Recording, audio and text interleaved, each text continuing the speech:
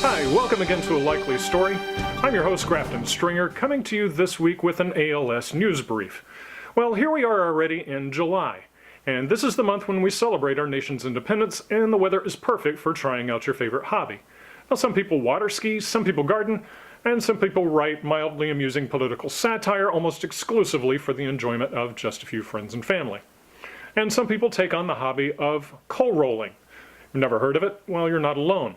Now, it may sound like West Virginia's dopest new hip-hop group, but coal rollers are actually people who modify diesel trucks to force extra fuel into the engine, causing plumes of black smoke to pour out of the big old chimneys on the top.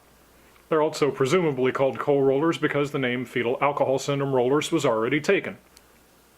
Now, obviously, this practice is most popular in the areas where air pollution standards are lower than the high school graduation rates.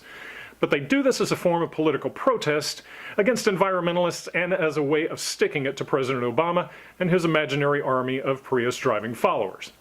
Now, members of the pro-pollution movement, and I'm going to let that sink in for just a moment, the pro-pollution movement view this as a way to use it before the liberals ban it. They've even given a pet name to their exhaust, Prius repellent. So you see, that isn't a completely pointless, toxic sludge of black brain damage coming out of the pipes of those trucks. Those are freedom farts. Well, I say, why be such a lazy panty waste about it? As long as you're so anti-big government liberal regulation, why don't you just go ahead and rip out those seatbelts, anti-lock brakes, and airbags that those elitist egghead environmental government know-it-alls require in every vehicle? You see, what the practitioners of this pro-pollution ass-hattery don't seem to get is that all you're doing is trashing the air in the community where you live.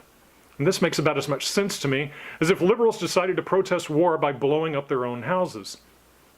You know, I wonder if it would change the environmental debate if in your home you were forced to live with your own personal pollution, every bit of nasty garbage you ever produced. You know, I'm not sure I can even imagine such a thing. Then again, maybe I can. And that's A Likely Story. I'm your host, Grafton Stringer. Don't forget to subscribe to our YouTube channel, and thank you again for joining us.